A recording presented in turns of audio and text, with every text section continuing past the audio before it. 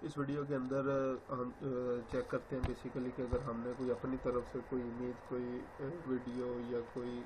ऐसा character element जो है वो अपलोड करना हो तो हम जो है वो कैसे करेंगे। वैसे तो बेसिकली ये सारी चीज़ें जो है वो इसके अंदर मौजूद है, लेकिन अगर फिर भी हमें लगे कि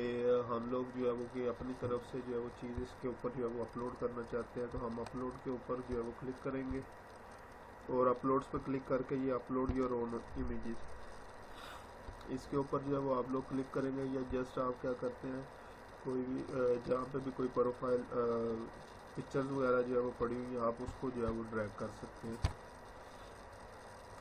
तो जो भी इमेज जो है वो आप लगाना चाह रहे हैं, तो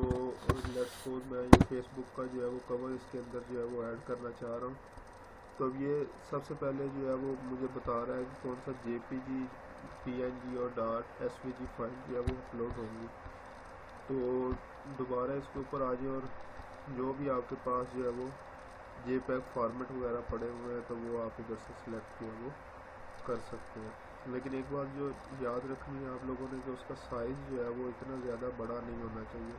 अगर इमेज का जो है वो जो भी पिक्चर आप अपलोड कर रहे हैं उसका अगर साइज़ जो है वो ज़्यादा होगा तो वो आपके लिए जो है वो प्रॉब्लम करेगा, और जब आप उसको डाउनलोड भी करेंगे तो उस हिसाब से उसका साइज़ भी जो होगा वो बढ़ जाएगा। तो जैसे वो अपलोड होगा तो आपके पास ये जो है वो शो हो गया, इस पर जो है वो क्लिक करेंगे ताकि ये हमारे पास शो हो जाए।